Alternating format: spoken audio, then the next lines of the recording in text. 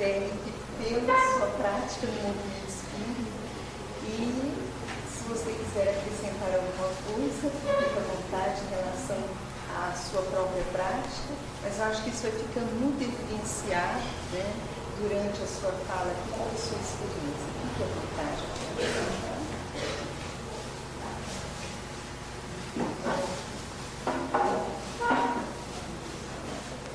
Boa tarde a todos. Para nós é um motivo de satisfação estar atendendo ao convite da Aliança Municipal Espírita de Uberlândia, né, e para desenvolver esse tema relacionado com a prática espírita e, na verdade, a questão básica que é estudar e viver Kardec. De início, eu gostaria de dizer que nós temos dois companheiros aqui nossos do século passado.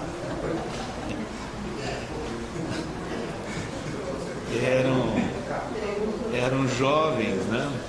Mais ou menos da faixa nossa também, lá de Araçatuba, interior de São Paulo, que é a nossa terra natal e onde nós iniciamos, né, na atividade espírita, inclusive. Eu já comecei fazendo bobagem. Começamos na atividade espírita propriamente dita, e foi um período assim muito rico, né, de experiências lá naquela cidade.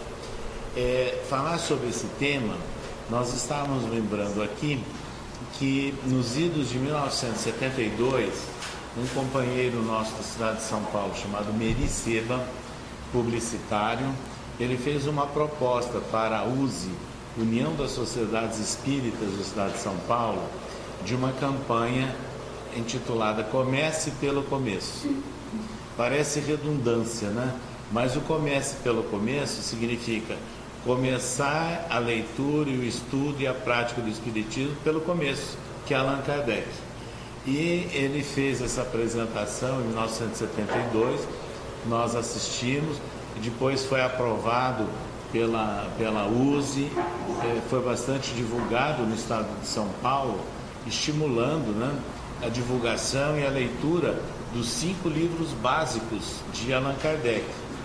E isso é bastante significativo, eu diria marcante. E depois, no Brasil, só veio a ser aprovado pelo Conselho Federativo Nacional da FEB no momento que eu estava na presidência, em novembro de 2014.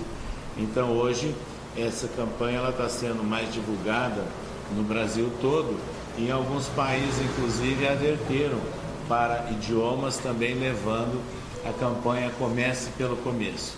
Então é interessante isso, porque é exatamente a proposta de divulgar Allan Kardec. E sobre isso, inclusive, eu gostaria também de fazer uma referência a Chico Xavier, porque Chico, no começo da sua atividade mediúnica, ele estava com 21 anos de idade, portanto, em 1931, já psicografava há 4 anos, desde 1927, e ele estava um dia nos arredores de Pedro Leopoldo, na época distante, né, no açude, fazendo lá suas meditações, quando ele viu a formação de um vulto, e esse vulto se apresentou a ele como sendo Emmanuel, e que era a entidade que iria orientá-lo, que seria, vamos assim dizer, o seu mentor espiritual, como muitos dizem. E o Chico ficou emocionado, porque ele já trabalhava há 4 anos como médium, não sabia quem era o mentor dele.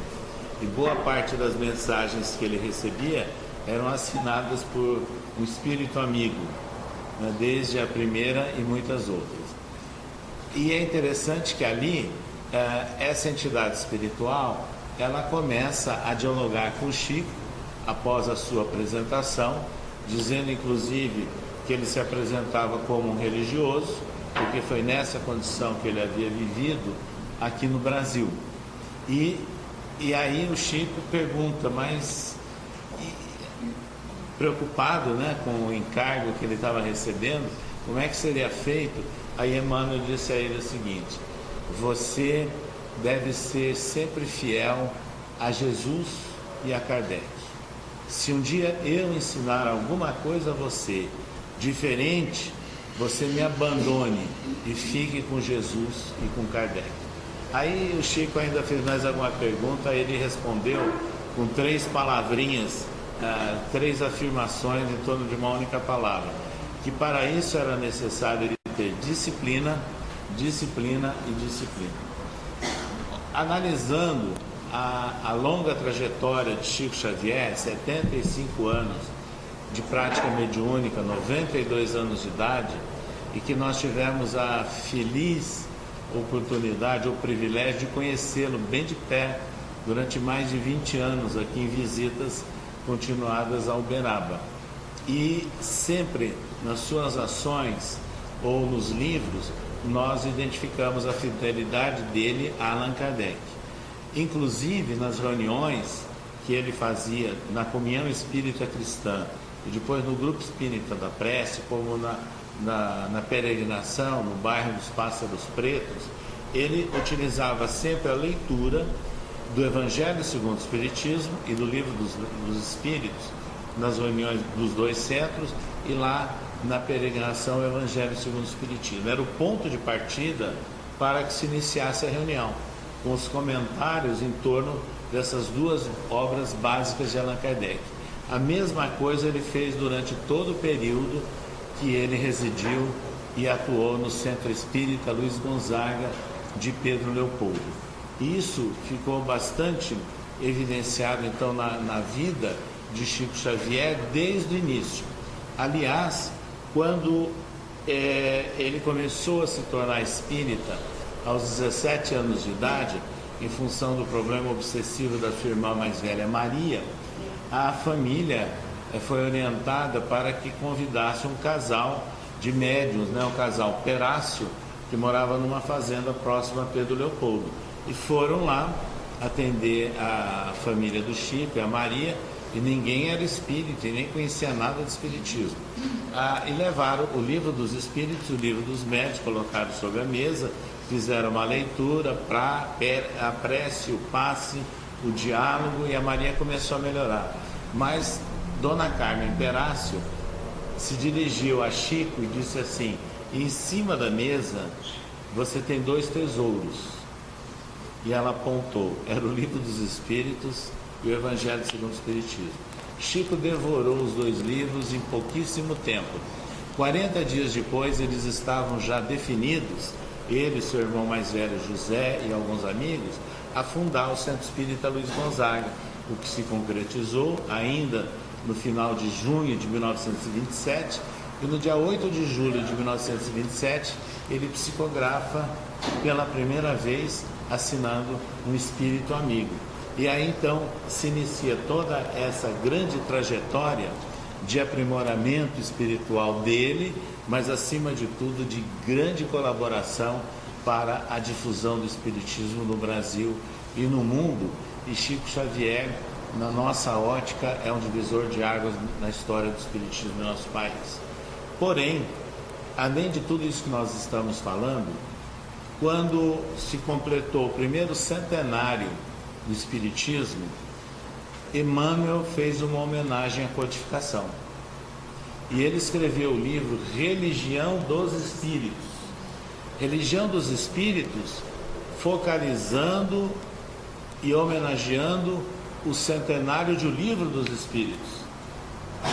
Logo depois surge o livro Seara dos Médiuns, comentários sobre itens do livro dos Médiuns, mas com enfoque sobre a prática cristã da mediunidade segundo o Espiritismo. Na sequência vem o livro que faz o comentário sobre o livro Evangelho segundo o Espiritismo e depois o Céu e o Inferno. Então ele homenageia as obras básicas da codificação. Então isso é bastante significativo quando nós olhamos essa ligação, essa vinculação de Emmanuel, e do médium Chico Xavier com a codificação kardeciana, que aparece obviamente em outras obras mas não com esse direcionamento específico, né, como nós estamos citando agora. Então, essas questões, elas devem servir para nós de meditação e de orientação. Então, com base nisso que nós falamos sobre o Chico,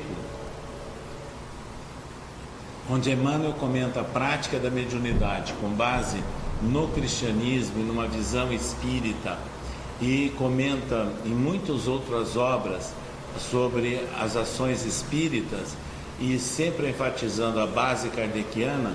Então vamos fazer a seguinte evocação agora.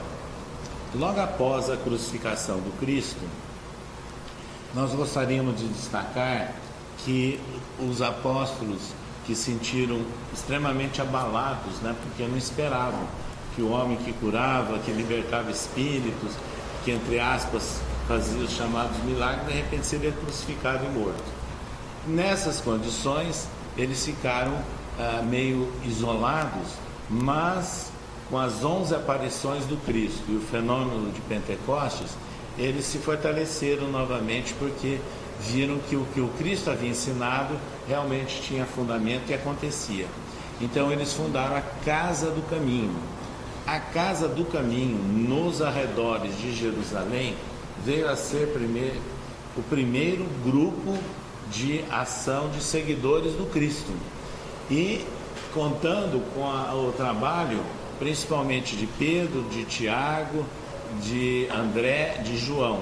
E é nesse lugar, né, muito simples, é que eles começam a colocar em prática aquilo que Jesus recomendou ou delegou aos seus discípulos e que foi registrado pelo apóstolo Mateus no seu evangelho: curai os enfermos, ressuscitai os mortos, limpai os leprosos.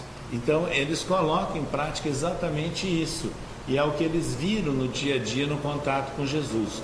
Então eles passam a atender toda uma comunidade carente que procurava o grupo, né, sequiosos no atendimento das suas necessidades, mas também das necessidades de natureza espiritual, de conforto, de consolo, de um alento de natureza espiritual, como eles obtinham antes com Jesus. E ali surge a figura dos diáconos, né? Registrado em Atos dos Apóstolos, que eram pessoas designadas para falar sobre os ensinos de Jesus, porque os demais estavam muito ocupados no atendimento das necessidades físicas dos presentes. Entre os diáconos se destaca aquele que é conhecido como Estevão, que veio a ser o primeiro grande mártir do cristianismo. Então a Casa do Caminho, nos arredores de Jerusalém, já tinha essa característica de ser o primeiro grupo cristão, e com essas ações. E por que Casa do Caminho? Não era porque estava numa estrada, e nem porque os cristãos, porque que eles eram chamados homens do caminho, porque eles estariam transitando pelas estradas da época? Não. Caminho, referência à proposta do Cristo, quando ele diz claramente: eu sou o caminho, a verdade e a vida. É essa a ideia. Era um novo caminho, uma nova proposta, né, de ação para o povo. Assim surge o primeiro grupo cristão. Logo depois, a conversão de Paulo, transformando-se no ex-doutor da lei, Saulo de Tarso, no grande divulgador do cristianismo, Paulo de Tarso, adotando o nome romano. Ele veio a visitar, né, as cidades de todo o entorno do mar Mediterrâneo, das ilhas do Mediterrâneo, até chegar em Roma. Foram, na verdade, 3 grandes viagens ao longo de um período de tempo não tão longo assim, e ele escreveu 14 epístolas, dando orientações aos grupos que ele formava, que eram as chamadas eclésias. Paulo falava e escrevia em grego, porque a cultura dele era grega, embora nascido numa família judia, né? Mas falava em grego e escrevia em grego. Então a palavra que ele utilizou, eclésia, a tradução para o português seria local de reunião, ponto de encontro, e não a tradução que foi vulgarizada como igreja. Nessas condições, ele deu a expansão do pensamento de Jesus, colocando em prática e formando esses grupos todos.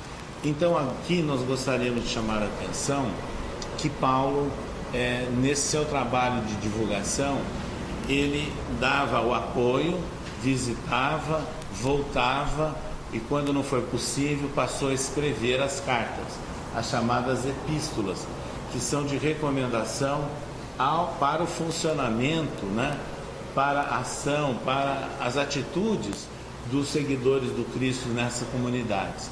E isso foi muito interessante, e não havia dependência e nem hierarquia de uma casa sobre a outra, e nem com relação à primeira casa, que foi fundada e dirigida pelos apóstolos diretos do Cristo.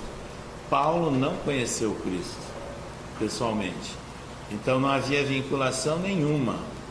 Pelo contrário, 12 anos depois da crucificação, todos os apóstolos, que haviam alguns se concentrado em torno da casa do caminho, saíram pelo mundo e foram divulgar o cristianismo, alguns no Egito, outros nas regiões mais próximas, chegando até a região da Capadócia, da atual região chamada de Geórgia, outros foram em direção à Pérsia.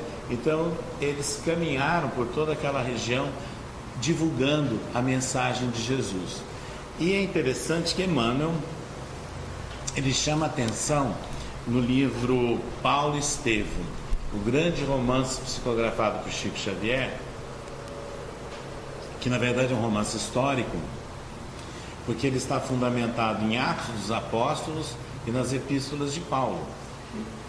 Emmanuel comenta que na comunidade de Antioquia, que foi fundada por Paulo, numa cidade importante na época, estratégica, de ponto de passagem, do mundo romano para o extremo oriente, e é interessante que lá esse grupo se desenvolveu mais do que o grupo original da Casa do Caminho.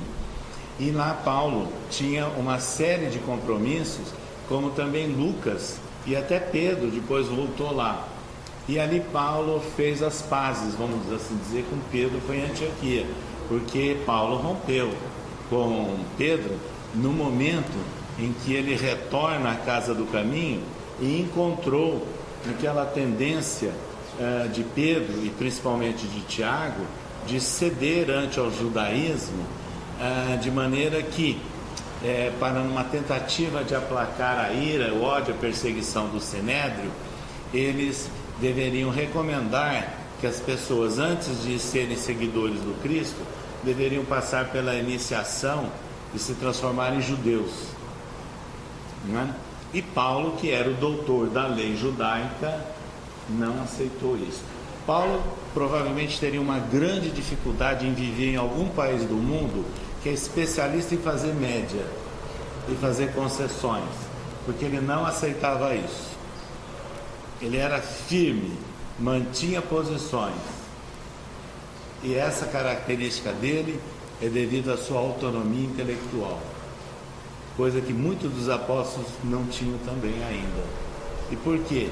Ele era um homem preparado, ele viveu em 3 mundos: o mundo grego, onde ele nasceu e onde ele estudou, Tarso; o mundo judaico da sua família e do todo o seu estudo e aprendizagem no Sinédrio, e o mundo romano, que era toda aquela região, estava imersa dentro do Império Romano, e ele era detentor também da cidadania romana. Então é importante a gente saber que o preparo dele, a autonomia intelectual, favoreceu para que Paulo distinguisse inclusive as chamadas heresias, que eram típicas do movimento cristão primitivo. Quem eram os hereges? Eram oportunistas, judeus que se esparramaram por toda aquela região, que ouviram falar alguma coisa do Cristo, e como era bom falar do Cristo, e já tinha uma certa fama, Então eles misturavam as ideias deles, a do Cristo, e numa miscelânea faziam propostas, mas obviamente com objetivos pessoais, de benefícios pessoais. Alguns outros andavam por lá, naquela região toda, misturando de uma forma rasteira filosofia grega com alguma coisa do cristianismo. Como Paulo conhecia tudo isso, ele sabia discernir, separar e recomendar. E é o que ele fazia nas suas manifestações e nos seus escritos chamadas as epístolas. Então, o movimento cristão é devido a Paulo, a maneira clara, enérgica dele, definida para a divulgação dos ensinos de Jesus. Então, nós devemos a Paulo. Isso não há dúvida nenhuma. Emmanuel, ele deixa claro no romance Paulo e Estevão, na sua apresentação. Sem Estevão não haveria Paulo. Porque o sacrifício de Estevão foi, na verdade, aquela espetada profunda na alma do Dr. Saulo de Tarso, foi o algoz, ou também é o momento da gota que cai no copo cheio d'água, né?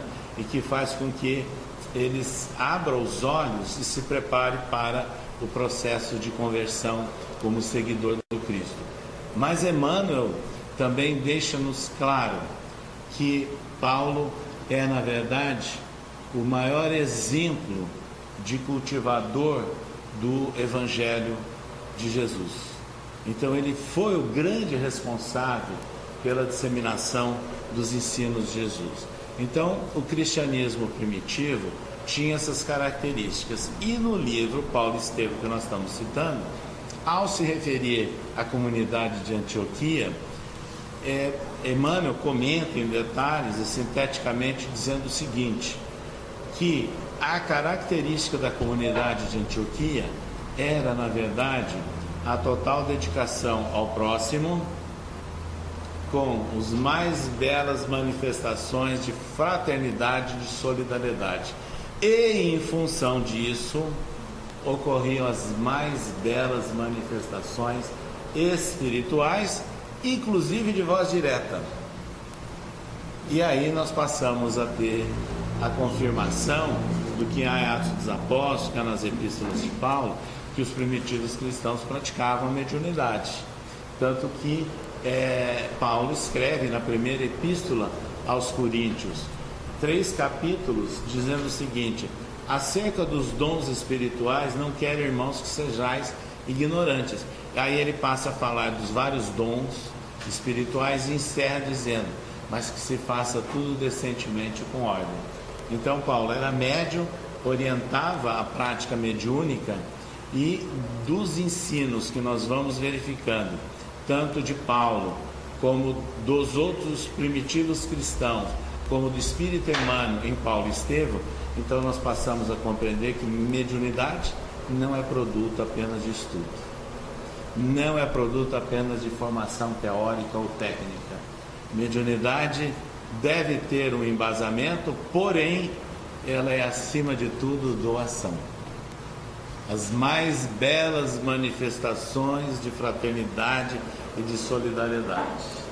Um médium, quando ele se dispõe, ele se oferece para a manifestação de uma entidade sofredora e difícil, o que ele está fazendo?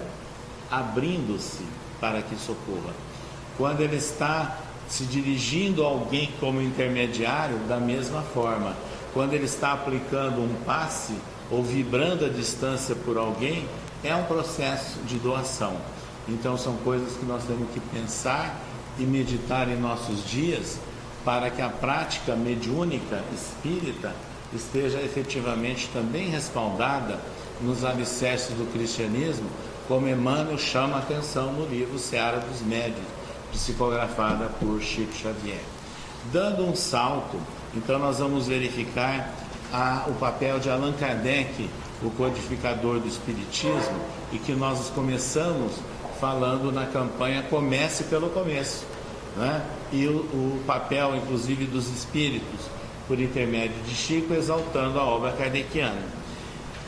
Allan Kardec, após a publicação do Livro dos Espíritos, em 1857, em janeiro do ano de 1858, ele lança a Revista Espírita.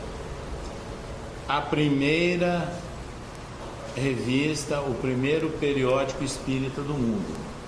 Se nós olharmos a Revista Espírita das coleções do período de Kardec, de 1858 até 1869, quando ele desencarnou, eu diria que é de dar inveja até nossos dias. Pelo conteúdo, pela abordagem, porque ele conseguia fazer comentários à luz do espiritismo nascente sobre os problemas atuais. Imaginem, ele transcrevia manifestações espirituais que ele recebia.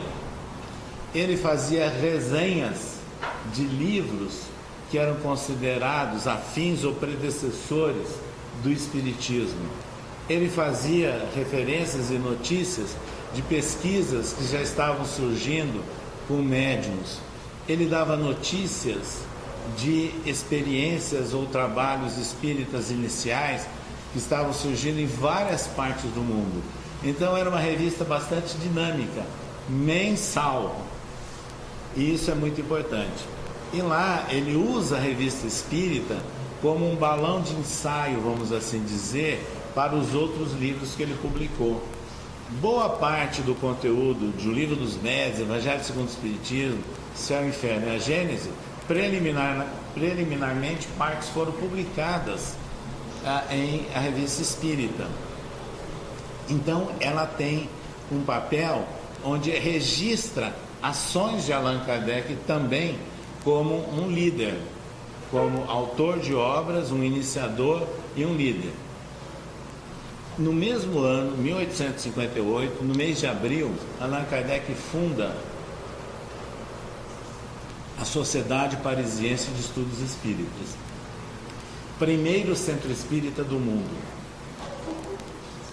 E lá ele define uma proposta, cujo regulamento, à guisa de estatuto, está publicado no Livro dos Médiuns e qualquer um de nós pode acessar.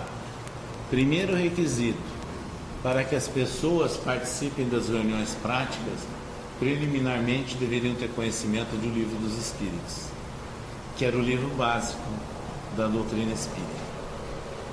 E sobre isso eu gostaria de dizer que Allan Kardec criou duas palavras que não existiam, dois neologismos, espiritismo e espírita. Antes existia espiritualismo e espiritualista, mas ele define o espírita como aquele que segue, que adota a proposta da doutrina espírita contida naquelas obras. E o espiritismo se confunde com essa a fundamentação das obras. Essa proposta de Kardec foi oficializada no ano de 1878. A enciclopédia francesa, pela primeira vez, incluiu o verbete espiritismo e o verbete espírita, de acordo com as definições de Allan Kardec. Outro fato interessante que nós gostaríamos de chamar a atenção é que na Sociedade Parisiense de Estudos Espíritas, Allan Kardec ele se preocupava com as manifestações. Então ele gostava de estudar o conteúdo da mensagem, quem era o espírito comunicante, não é? E o resultado disso ele publicou no livro Céu e Inferno, que na verdade mostra os estados de alma, né? Os vários tipos ou situações em que se encontram os espíritos desencarnados, desde os sofredores, suicidas, até espíritos esclarecidos. Então ele tipifica cada uma dessas condições.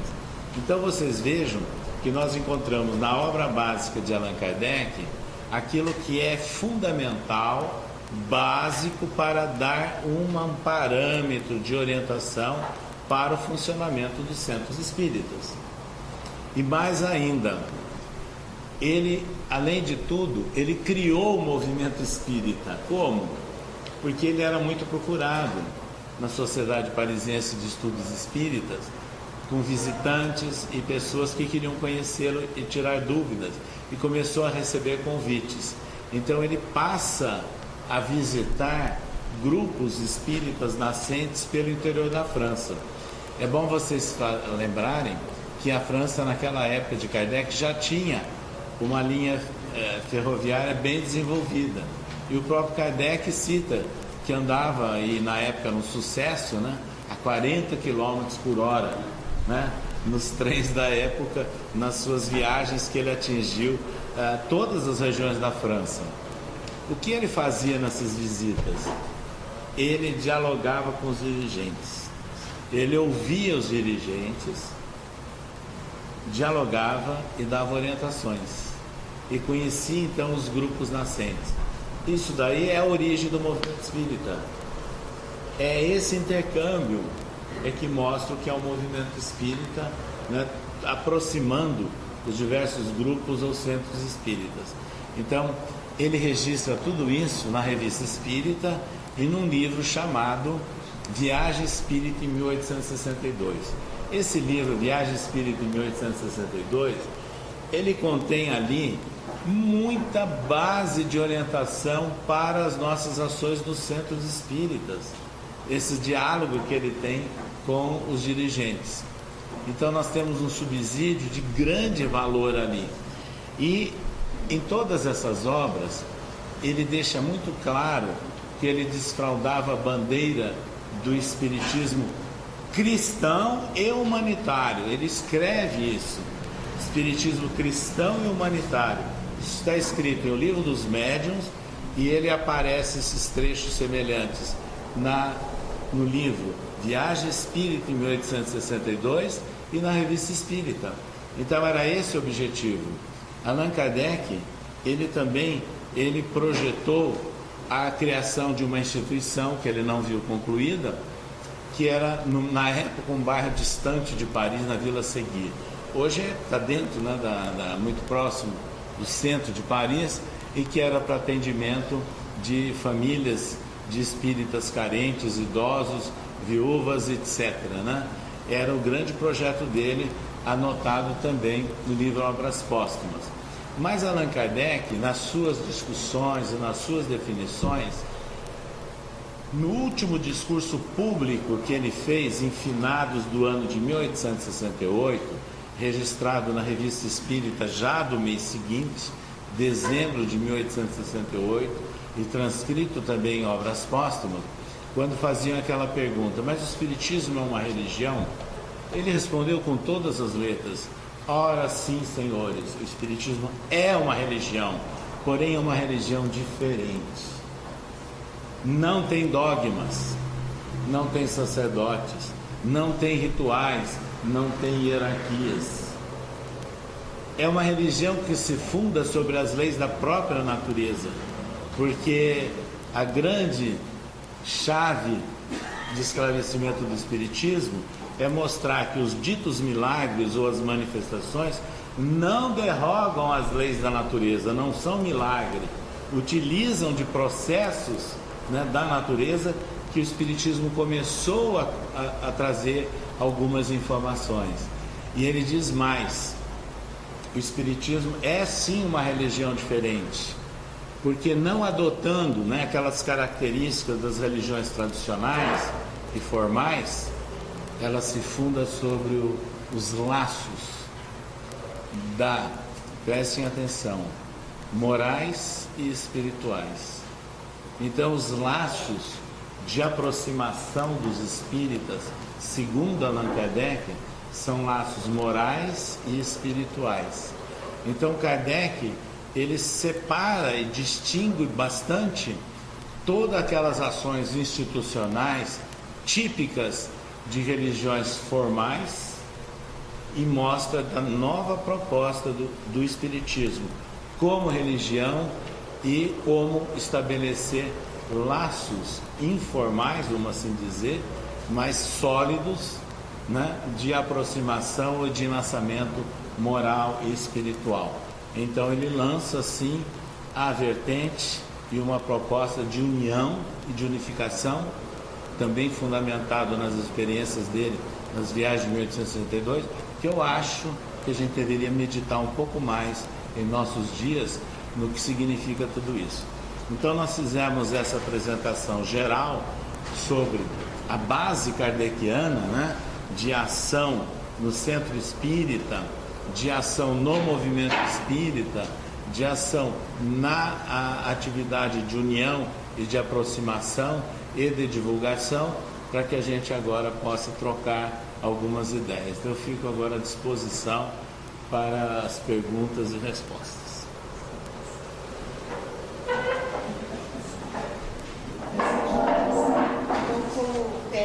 Para nós, ela está à disposição. Alguém gostaria de começar? Ou quem gostaria de começar? Pode falar, Daniel. Ele está ali doando de vontade de falar.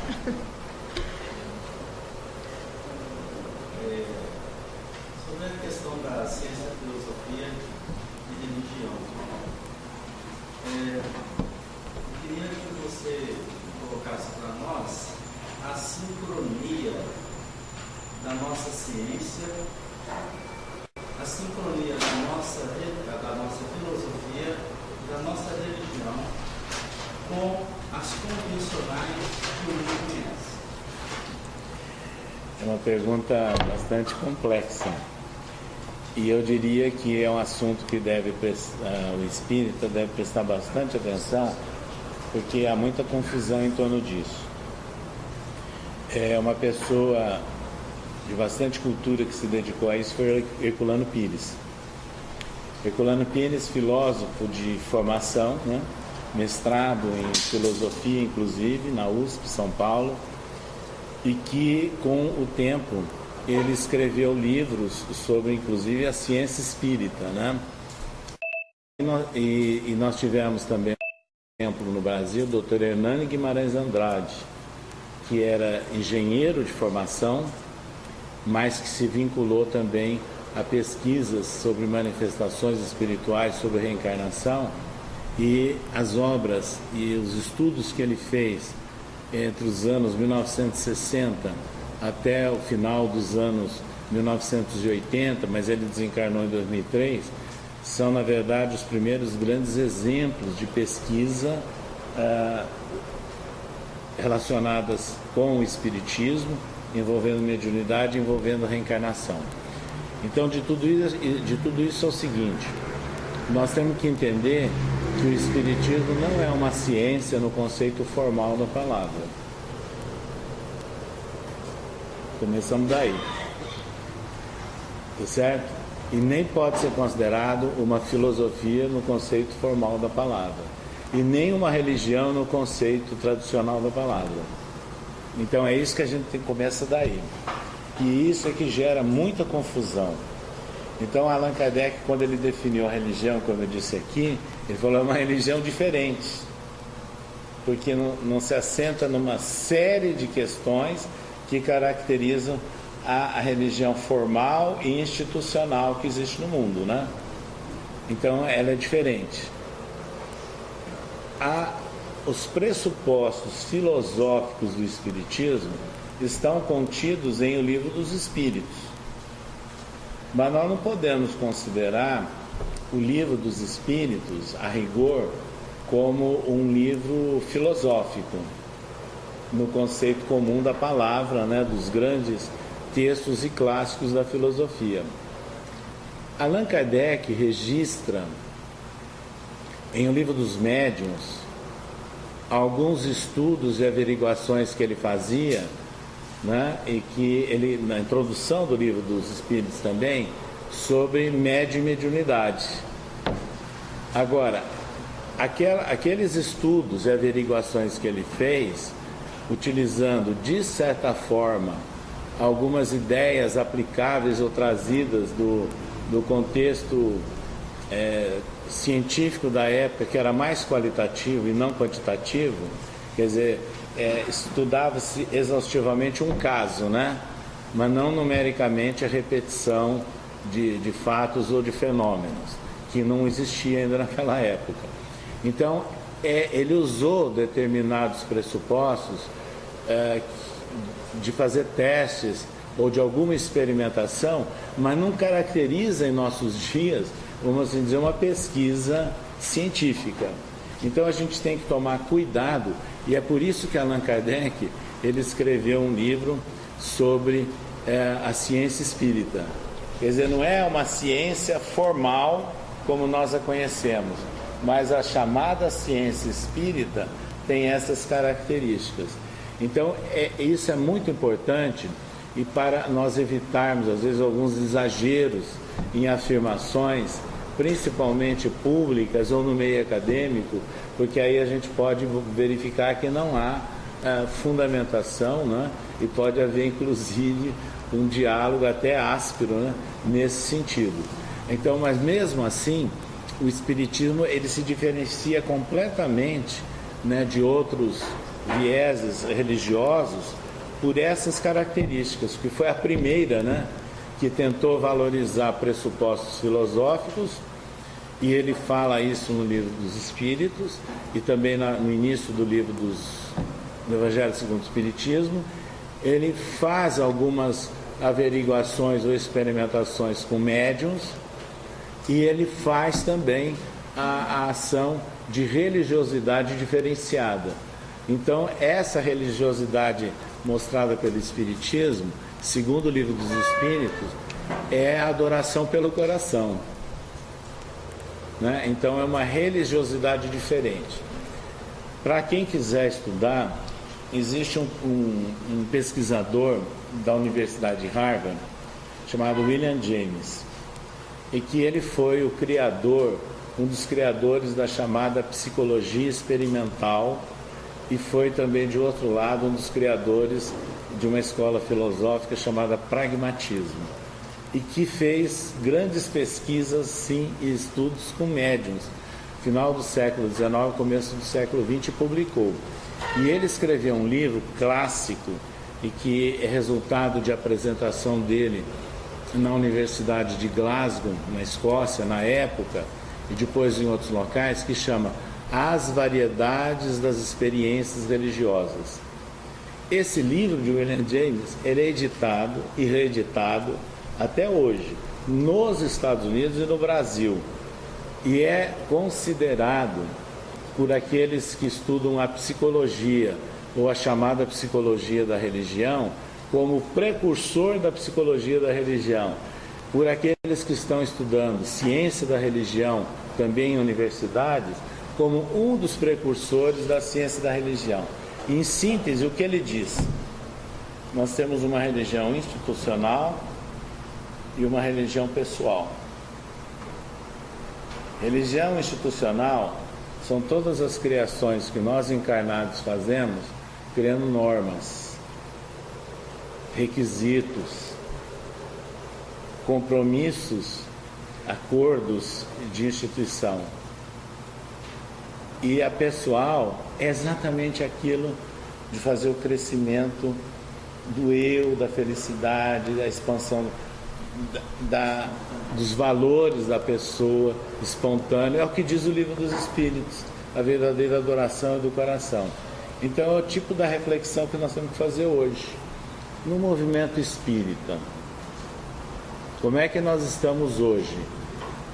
Quando nós temos Allan Kardec falando e valorizando os laços morais e espirituais, nós estamos valorizando mais esses laços morais ou espirituais, ou a chamada religião institucional e essas vinculações institucionais, ou a religião pessoal? Então são coisas que nós temos que pensar, né? Então vocês vejam que no movimento espírita de nossos dias é cabível esse estudo e essa reflexão, inclusive para nós não incorrermos nos erros de todos aqueles que na trajetória de nossa civilização se dedicaram à criação de uma religião institucional e de grandes instituições controladoras do mundo.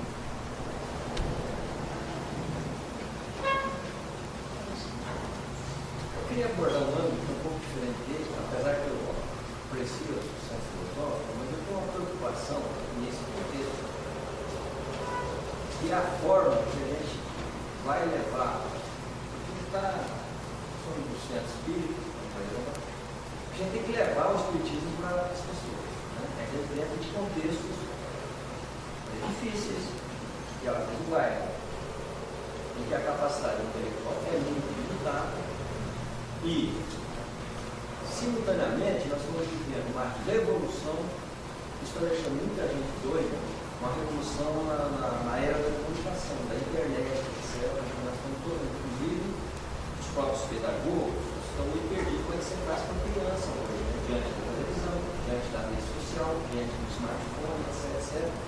E a doutrina espírita, ela tem uma característica fundamental, que ela não tem um agente centralizador, não tem outros religiões, tem papo. Nós temos que ensinar. Eu tenho muita experiência já em levar espiritismo sistematizado, o estudo do espiritismo do centro espírita. Eu sou professor há muitos anos, aposentado, levo isso daí. Mas o que é que eu vejo? Né? Porque a dificuldade é a gente vencer esse degrau da escolaridade que o espiritismo exige. O meu medo é o seguinte: se a gente não tomar alguns cuidados, a gente vai ganhar esse nicho super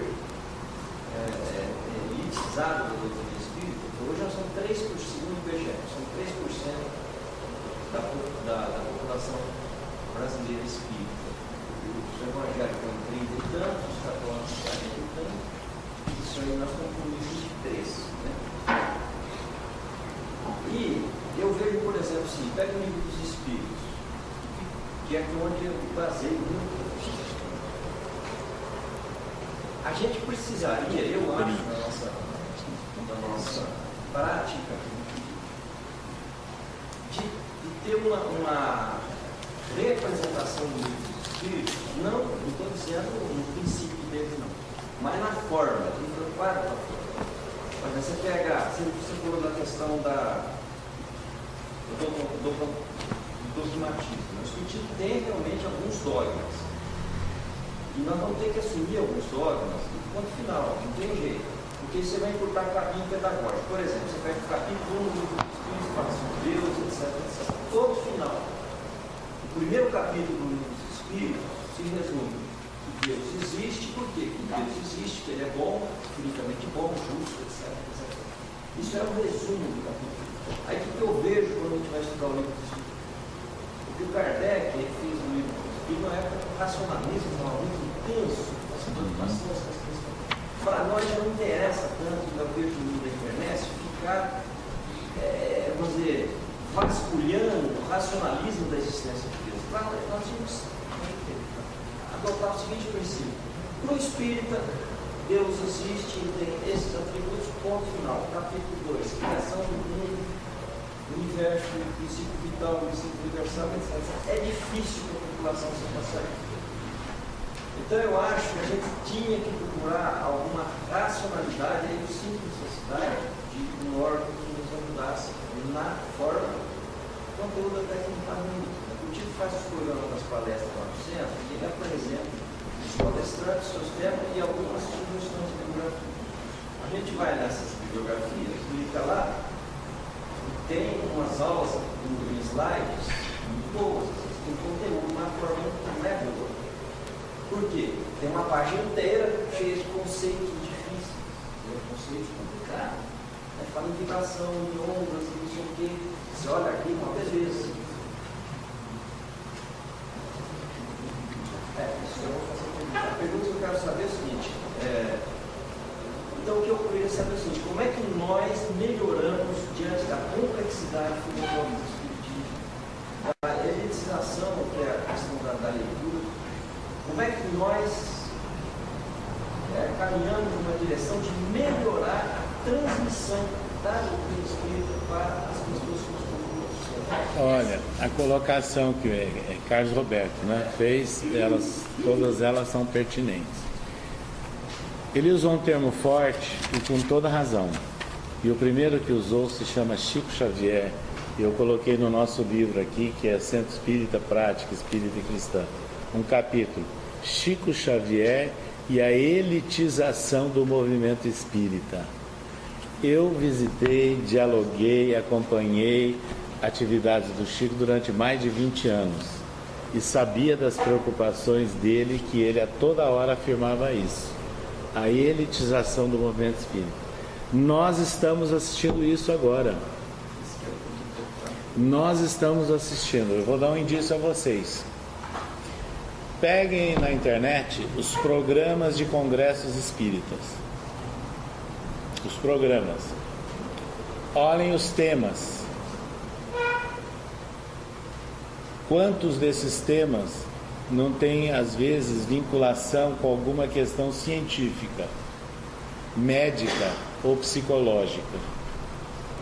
Aí eu pergunto, quem é no centro espírita, na reunião do dia a dia, que é médico ou psicólogo e tem condições de dialogar sobre esses temas?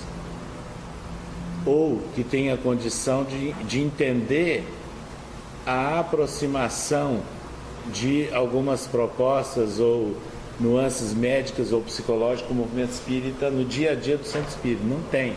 Então nós estamos falando para quem? Nós estamos falando para um grupo seleto que tem condição de pagar o congresso. Aí vem outra questão. Onde fazer o congresso, como fazer e por que fazer nos ambientes mais caros ou mais sofisticados? Vocês busquem pela internet que vocês vão ter um susto verificando isso. Entendeu? Então são questões que nós temos que nos preocupar, sim. A chamada elitização. Então, há os termos que são usados nas palestras públicas dentro do centro espírita, não falando nem em congresso. Será que nós estamos usando a linguagem adequada para aquele público-alvo? Então, o público-alvo que o centro que você provavelmente frequenta é diferente do público-alvo do centro que eu falei hoje de manhã e falei ontem à noite aqui em Uberlândia. Cada um tem o seu público-alvo, tem as demandas do bairro. Então nós temos que saber que a mensagem, ela tem que ser, o conteúdo é o mesmo, mas a modulação do conteúdo e a mensagem, o linguajar, tem que ser próprio para aquele povo. Então aí vem aquela questão, por que nós não temos centros espíritas na periferia da grande maioria das cidades brasileiras? Quem tiver dúvida vai olhar, vai conhecer a periferia das cidades. Em compensação, eu fui numa cidade do interior de um estado aí o ano passado, numa única quadra, né, que tem 4 lados, tinha 3 templos religiosos, obviamente que não espíritas, mas estavam lá presentes. E como é que eles conseguem, né? E nós não conseguimos? Como é que nós nos apresentamos? Será que se eu for vestido do jeito que eu estou, assim com aspecto de operário chinês, eu vou me comunicar fácil com uma pessoa do povo, de um bairro distante ou periférico? Não.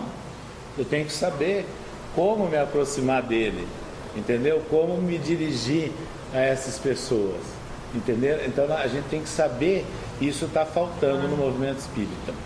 Moral da história: se nós pegarmos o IBGE, censo do Brasil do ano 2000 e do ano 2010, questionar o censo, eu não acho bom senso, porque tem muita gente que fica imaginando, não, mas é amostragem. Eu pergunto, é o dado oficial do Brasil, que é utilizado como base parâmetro de muitas outras ações. E aí vem uma coisa surpreendente que nós colocamos aqui nesse livro nosso. Vocês estão vendo essa linha superior aqui? Acho que dá para todo mundo ver, né? E essa linha inferior aqui pequenininha, né? Esses traços. A linha superior significa a porcentagem média de pessoas com mais de 50 anos de idade que frequentam os centros espíritas do Brasil. Aqui no meio, bem minguado, a faixa da juventude, e aqui embaixo da infância. não dá para vocês verem, mas aqui tem um dado comparativo tirado do IBGE, comparando os segmentos das várias religiões, a porcentagem de crescimento em 10 anos nas várias faixas etárias. Sabe qual é a conclusão? O Espiritismo é o único segmento religioso onde não cresce a faixa etária de jovens. Por quê? E por que que cresce nos outros? Por que que no Espiritismo nós temos majoritariamente pessoas com mais de 50 anos? E saiu uma pesquisa com uma amostragem de 2.000 pessoas em São Paulo agora, mostrando que detalhes e que comprovam isso, dizendo o seguinte: os centros espíritas estão envelhecendo e nós não temos mais jovens, nós não temos a garantia de uma continuidade natural. Sabe por quê? Porque a linguagem não está adequada à criança, não está adequada ao jovem e não está adequada às várias faixas sociais. Então nós usamos uma linguagem predominantemente elitista, como se todo mundo fosse, né, egresso de universidade. Esse é o grande problema que você tocou e é o problema que nós estamos vendo hoje. Então esse alerta é motivo de preocupação, sim, para nós no movimento espírita. Isso é tão grave que mexe com suscetibilidades. Quando eu provoquei essa questão no meio espírita brasileiro, para mostrar que não está havendo expansão do movimento de juventude espírita, que não está havendo expansão adequada das crianças nos centros espíritas, aí houve uma reclamação geral: não, mas nós estamos fazendo isso. Justificativas defensivas. Só que basta tirar dúvida, vamos olhar, vamos visitar o centro do interior do Brasil, vamos ver a realidade, não é? Como é que está andando. Então, a grande preocupação de nossos dias é essa. Então, hoje, em vez de nós fazermos centros grandes, concentrarmos, como eu já me enganei, né, lá em Araçatuba, fundando junto com a minha família um centro que se tornou imenso, hoje eu preferiria dizer, seria muito melhor multiplicarmos equipes, prepararmos equipes e se fundar vários centros pelos bairros da cidade do que concentrar num único. Aliás, é o raciocínio de Kardec esse. Está lá no Livro dos Médiuns. É preferível reuniões com 20 a 30 pessoas do que uma assembleia de 500 pessoas. É a multiplicação, é o raciocínio de Kardec. Então vejo que nós estamos no movimento espírita adotando determinadas práticas que não conferem muito com a base kardeciana ou com as ideias dele. E agora nós estamos começando a sentir alguns reflexos, algumas repercussões desses enganos cometidos. Agora, no campo da literatura espírita, isso que eu fiz aprofundar. Por exemplo, o seguinte: se você pegar o livro dos Espíritos e os livros de André Luiz, do Chico Xavier, você tem um material para ver, para estudar em todos os livros. Só que os livros de André Luiz, por exemplo, o Nosso Lar, é uma literatura de difícil leitura para a nossa população. Quando Bacelli liberava, ele fez uma crítica no livro dele sobre essa coisa. Eu fiquei bravo, até larguei o livro dele. Mas agora, refletindo, ele tem razão. Nós precisaríamos, isso que eu falo, em cada linguagem.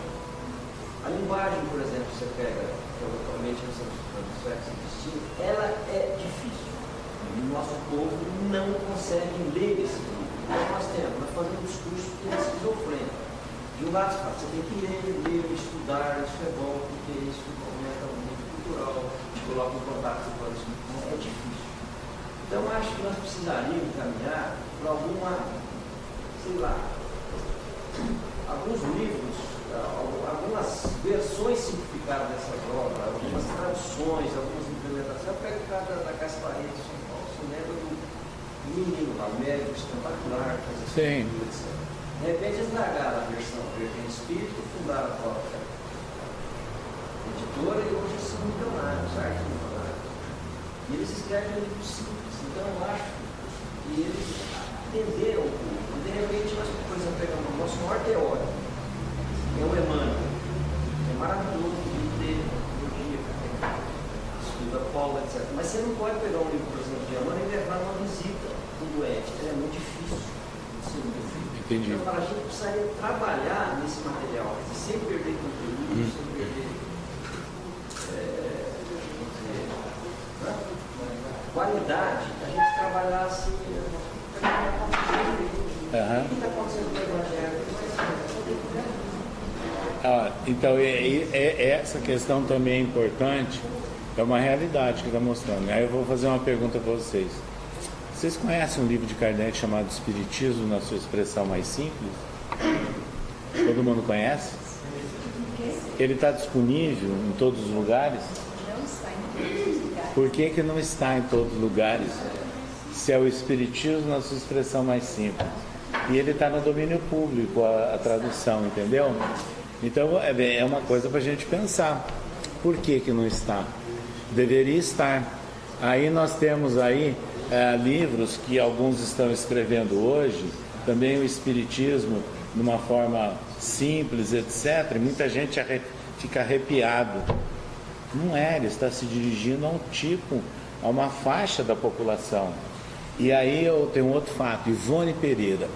Tudo que nós estamos falando aqui já era preocupação da média Ivone Pereira, que sim, e que nós a conhecemos pessoalmente, no ano de 1976 e 77, lá no Rio de Janeiro. No período que nós tivemos na presidência da FEB, um companheiro do Rio de Janeiro, que na época era diretor da FEB, e foi muito amigo pessoal de Ivone Pereira, ele descobriu, entre aspas, 4 livros da Ivone Pereira que não tinham sido publicados. 4.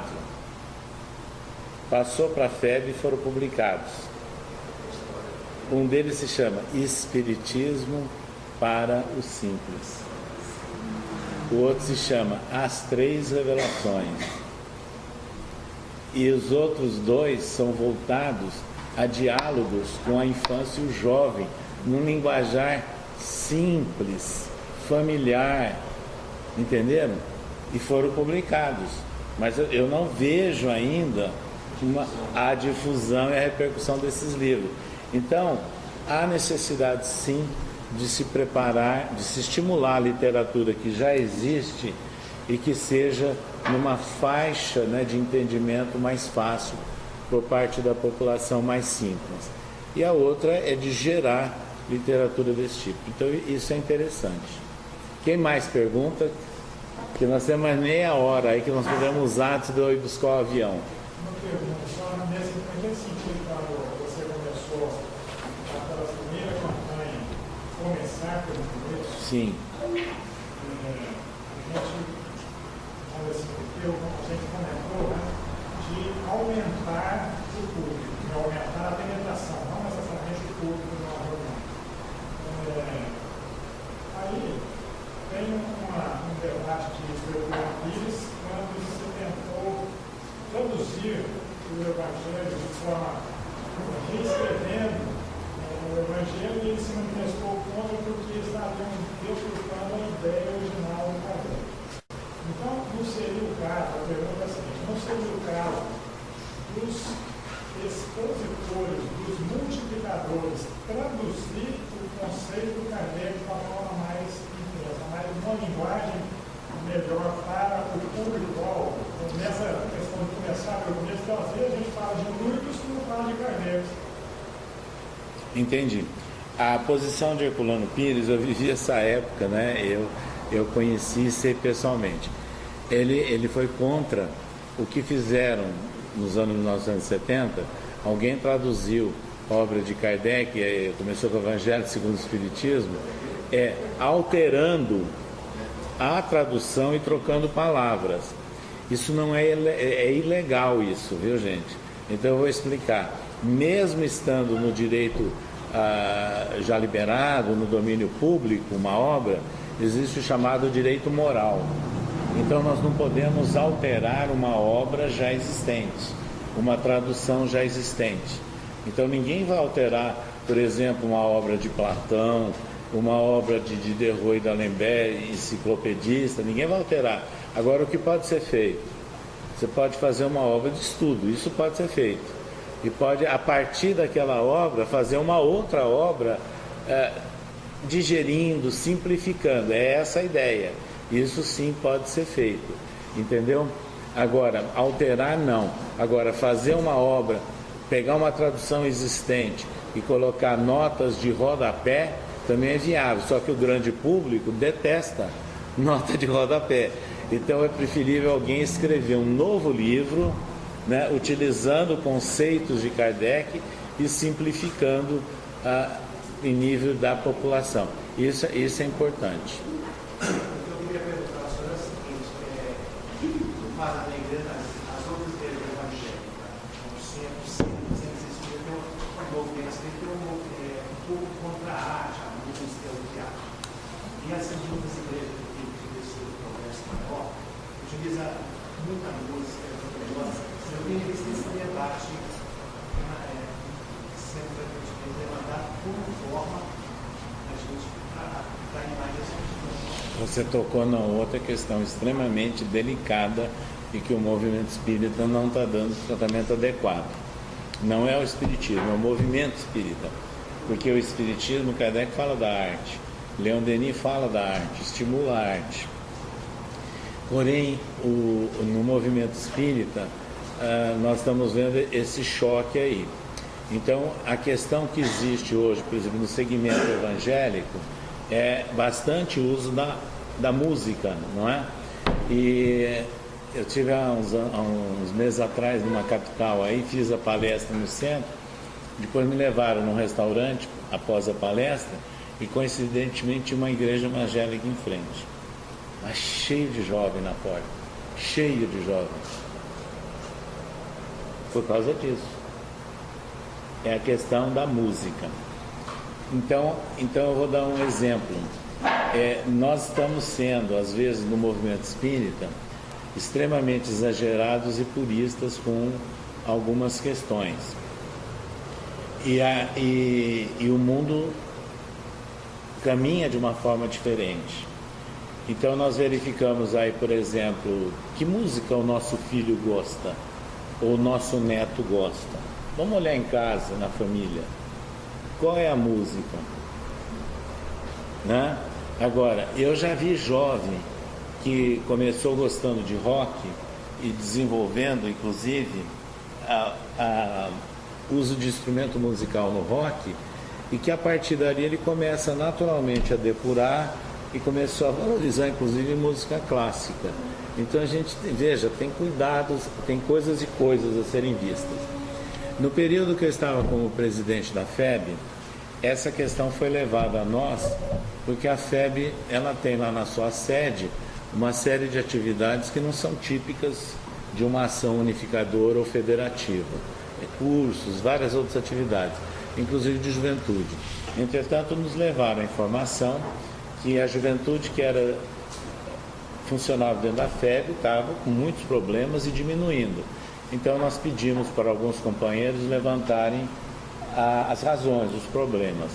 E depois de uns 3 meses nos apresentaram um relatório apontando 14 problemas. 14 problemas. E os 14 problemas têm a ver com essas questões que nós estamos falando. A irrealidade do que o jovem tem disponível na escola e não tem disponível no centro. E no movimento espírita nós temos 2 extremos. Nós temos a faixa média social espírita, que é classe média para alta, né? Em termos de Brasil, média. Por causa do peso do sul e do sudeste. Porém, os centros espíritas, nós temos uma grande frequência de pessoas simples. Então, são 2 extremos grandes.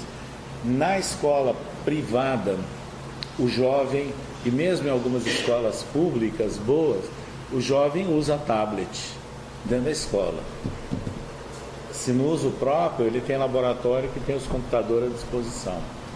Se vocês tiverem a oportunidade, a curiosidade de ir numa lan house, essas casas de internet, de bairro simples, sabe o que vocês vão ver lá dentro? Muitos jovens usando. Muitos jovens usando. Então, de uma forma ou de outra, eles usam e buscam. E no centro espírita, nós não usamos isso, né? Então, você chega no centro espírita, tem um programa pré-fabricado, estandardizado, que não é do interesse nem da criança e nem do jovem, porque lá na escola onde eles estão vivendo aquilo que o noticiário está mostrando agora de uma forma até exagerada e inadequada, não é? O tóxico não está na família do outro, não. O tóxico está na proximidade da nossa família, na escola do nosso filho, do nosso neto, lá dentro. Os problemas estão ali, ao lado deles. E quem é que fala disso para eles? No centro espírita, no sexo, na escola, lá dentro da escola, do nosso filho, do nosso neto. E nós não queremos falar nisso. Entenderam? Essas irrealidades que estão acontecendo e que estão gerando essa defasagem de criança e jovem no centro espírita. Então foi feito esse levantamento lá, e aí foi feita uma proposta de ação, um plano de trabalho. E o plano de trabalho procurou se ouvir, inclusive, o que o jovem queria. E ele queria exatamente isso. Eles queriam tratar de determinados temas que não constam dos programas formatados, estandardizados, que são divulgados para todo mundo. Eles queriam ter um espaço onde eles possam cultivar a música, o violão, tem centro que tem piano, outros que tem teclado. Eles queriam usar isso em algum momento. Eles queriam ter um espaço para fazerem pequenas apresentações tipo teatrais. Tudo que eu estou falando já existiu no passado, viu? No movimento espírita, na época que a mocidade espírita era florescente, crescente e bem dinâmica, e hoje não existe mais. Eles queriam ter todos esses envolvimentos.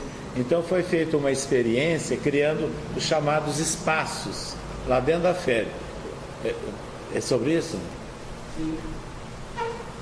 Eu quero falar que eu fui mais jovem, eu não lembro o ano, mas isso tem mais ou menos 30 anos atrás. Eu estava em uma cometrim, onde a gente estava, foi aquela muita caravana de Uberlândia, eu não lembro mais a cidade. Eu não sei se foi Uberaba, a gente foi muito curtindo, e a gente era muito animado, tinha muita música, tinha muito teatro. E o que aconteceu?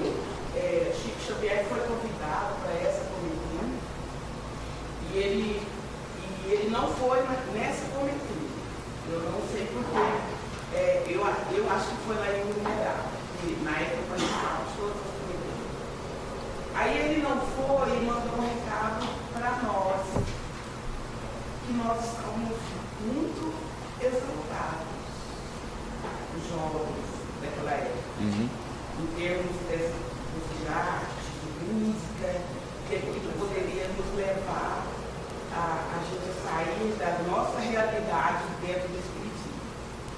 Tem alguns jovens que eu observo, eu sei que estava comigo, tá? Dentro dessa comitiva, eu sei. Então, o que acontece? Desde aquela época, eu sinto mesmo essa distância do jovem dentro da casa espírita, essa dificuldade, né? Aí foi numa época onde a gente começamos a deixar as obras básicas e pegamos a sistematização, que eram as apostilas, né? E eu comecei a estudar o estudo sistematizado, as apostilas, mas que eu não entendia nada daquela época. Eu, de uma certa forma, eu desisti e voltei de novo a estudar mesmo só as obras básicas. Mas aí foi, o tempo passou, hoje a gente tem a casa. Desculpa eu falar demais. Na época a gente estudava, mas é uma realidade que está dentro do contexto. Na época a gente estava lá no José Gonzaga e, além do mais, nós naquele entusiasmo com o José Gonzaga, um dia eu perguntei para o José o que assim, a gente não sentia nada. Nós lá eram 90 jovens todo domingo de manhã, mas a gente não tinha muito essa parte espiritual. A gente lá dentro da casa, a gente tinha muito a parte teórica mesmo, nos estudos, né? E a gente amava aquilo. A gente amava aqueles momentos que nós estávamos ali estudando. Só que aí, o que aconteceu? Aí o José respondeu para mim, mas assim, a parte mesmo, a prática do espiritismo, que seria a mediunidade, nós não tínhamos muito. E eu não sentia nada, o espírito chegando perto de nós, não tinha muito isso, não. E eram 90 jovens. Aí eu perguntei para ele falou assim, que calma. E todos aqueles 90 jovens que estavam ali todo domingo, esses jovens, cada um iria sair e ter uma casa diferente. Aqueles que continuassem dentro da doutrina, né? E realmente alcançasse aquilo que a doutrina pudesse passar. E hoje eu observo que realmente cada um foi para um lado.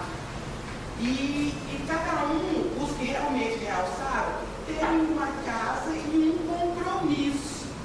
Então, quando eu cheguei, que você falou hoje aqui, dentro, que a gente tem que começar do começo, eu me senti a pessoa mais glorificada do mundo. Porque no final do ano passado, a gente, com toda essa tecnologia, a gente aí fez faculdade, ficou aquele povo metido, aquele povo meio falando demais. Então a gente já não estava mais passando, já estava muito assimilando, né, da verdadeira do Espiritismo. Aí o que aconteceu? No final do ano eu falei, nós vamos começar com isso.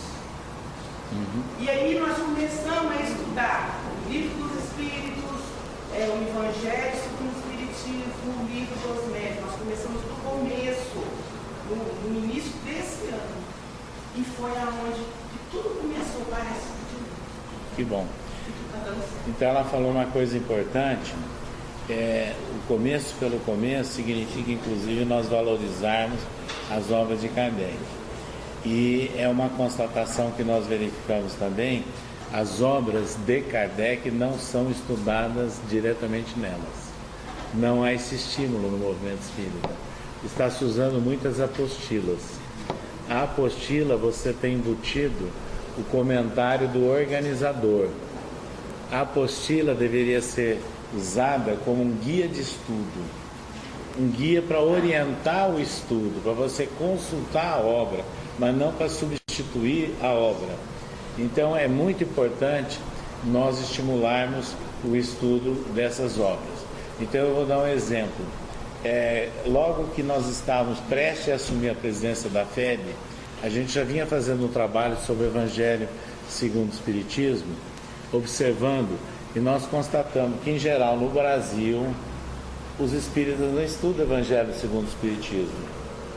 Sabe, ele é usado para você abrir uma página preparatória de uma reunião, ou, vez por outra, alguém faz uma palestra no centro citando o Evangelho segundo o Espiritismo, mas não é estudado. Aí nós criamos uma proposta de estudo, foi apresentada à FEB, e pela primeira vez na história da FEB, aí foi criado em 2012 5 cursos.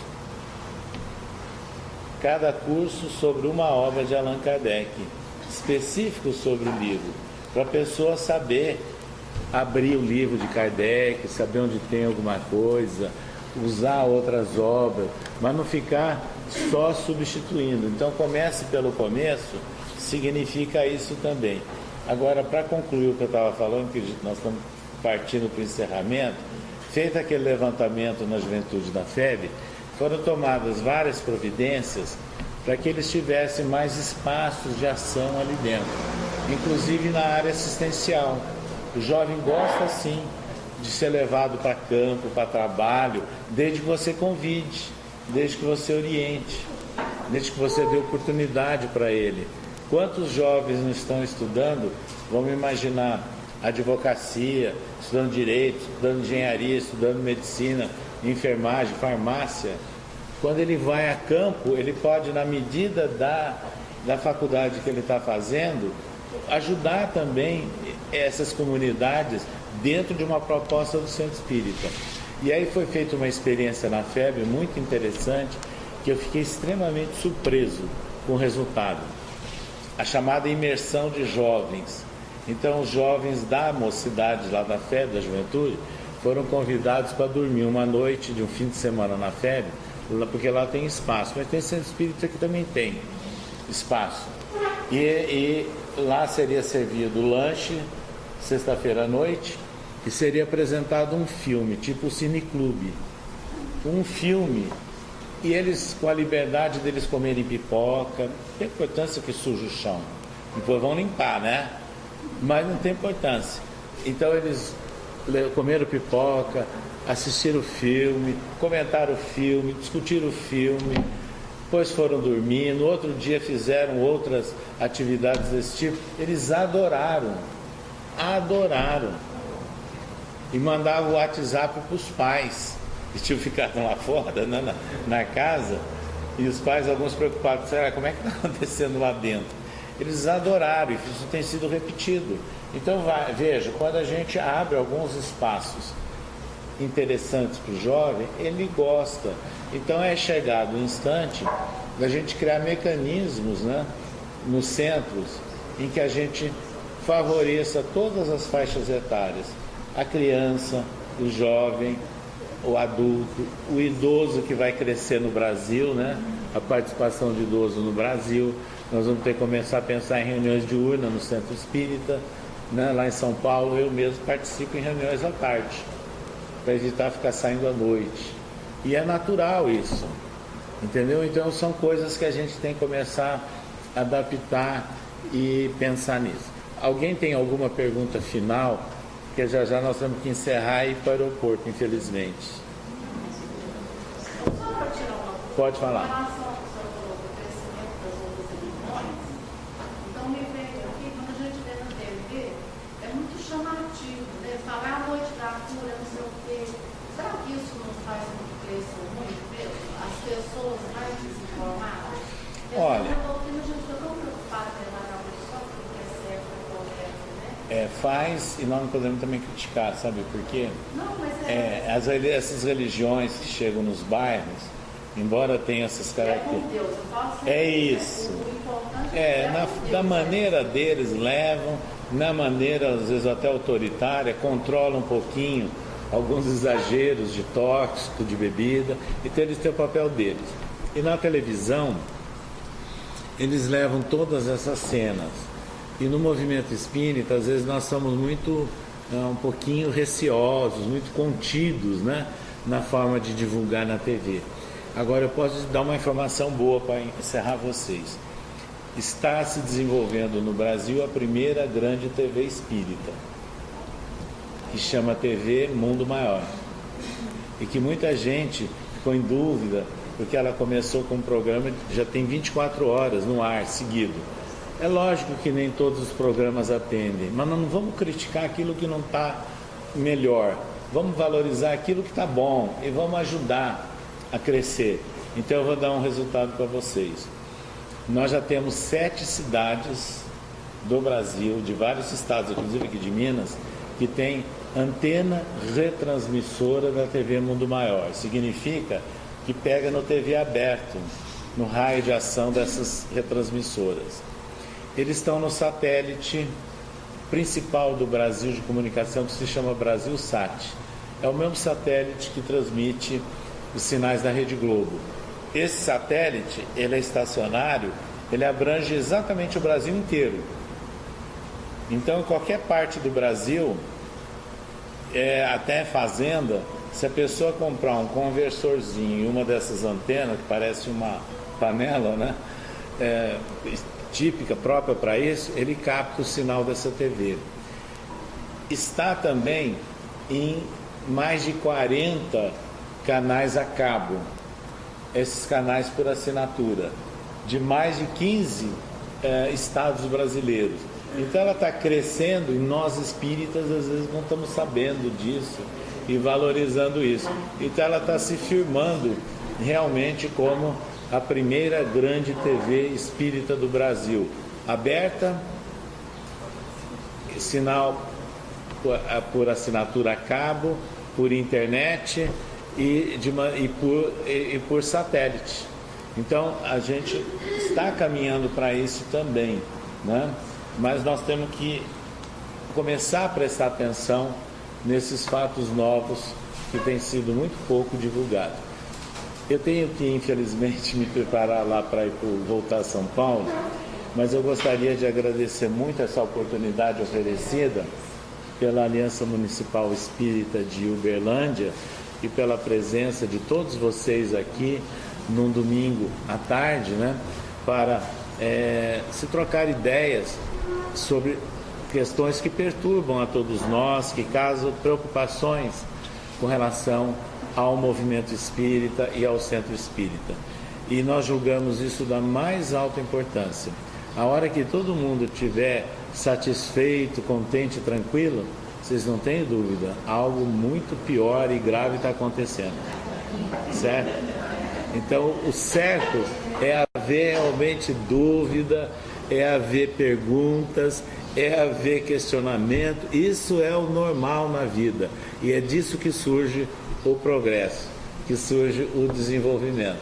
Então, nós queremos deixar esse apoio, né, a essas ideias, né, essas propostas, essas possibilidades que agora é oferecida pela AME de Uberlândia, e de deixar aqui mais uma vez o nosso estímulo para que nós aproveitemos esse momento que nós estamos vivendo tão complexo, tão difícil, mas é a hora do Consolador prometido por Jesus estar presente e levar a sua contribuição a todas as faixas da população sem distinção nenhuma. É esse o papel do Espiritismo em nossos dias. Então, a todos vocês, obrigado.